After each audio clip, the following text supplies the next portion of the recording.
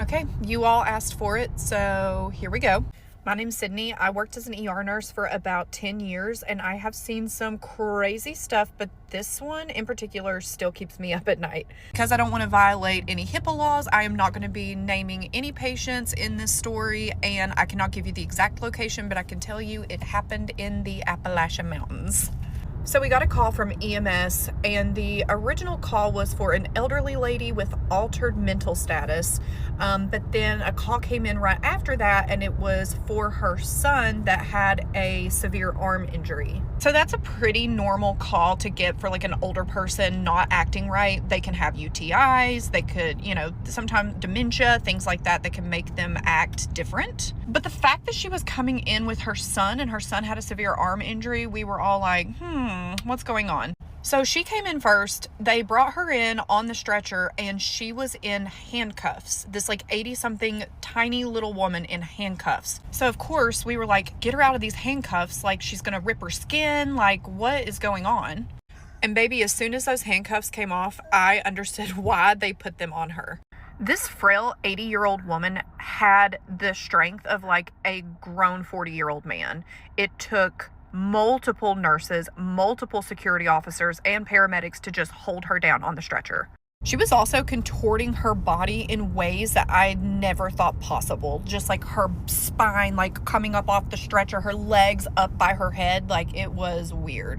She was thrashing all over the bed, biting, spitting, kicking. The scariest part is her voice was not like a normal, like 80-year-old woman voice. It was this deep, guttural, like voice. At one point she looks over at me and she goes, "Get this brute out of me." And as we're dealing with this, her son comes in behind her, and his arm has a massive chunk bitten out of it. And I'm not trying to get too gory on you guys, but like, I'm talking tendons, ligaments hanging out of his arm. So we got more information from the son, and he was like, yeah, that's my mom. She lives with me, but this is not my mom. Like, she is normally a sweet little lady, and then she just came in my room in the middle of the night, bit down on my arm and ripped a huge chunk out of it and just continued to attack me. And he's like, I had no other option but to call the police. So we start doing all the things to get this lady to calm down so she wouldn't hurt us or hurt herself. I'm talking sedatives, IV injections, all the things. Nothing is touching her. We gave her enough medicine to put down like a horse, and nothing touched it.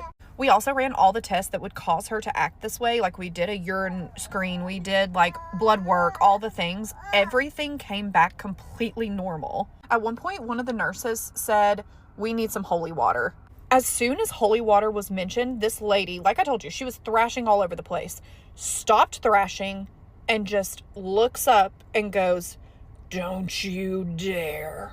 All of us nurses just kind of looked at each other like, well, that was weird. We ended up admitting her to a room upstairs. I obviously did not see this because I stayed down in the ER, but it was later told that nothing they did helped her. She just continued to act completely insane until the son was like, I want an exorcism done on her. They had to call in a priest to the hospital to do the exorcism, and shortly after that she went home. So believe what you want, but the fact that this lady's tests results all came back clear and the only thing that ended up helping her was an exorcism, I mean, I know what I believe, and that's why I'm right with the Lord. But it's still just one of the wildest things that ever happened to me as a nurse. So now I'm interested, has anyone else ever had an encounter like this? If you have, leave it in the comments. And also, if you want more stories about some of the crazy things that I've seen as an ER nurse, I was also a psychiatric nurse for 3 years, then let me know.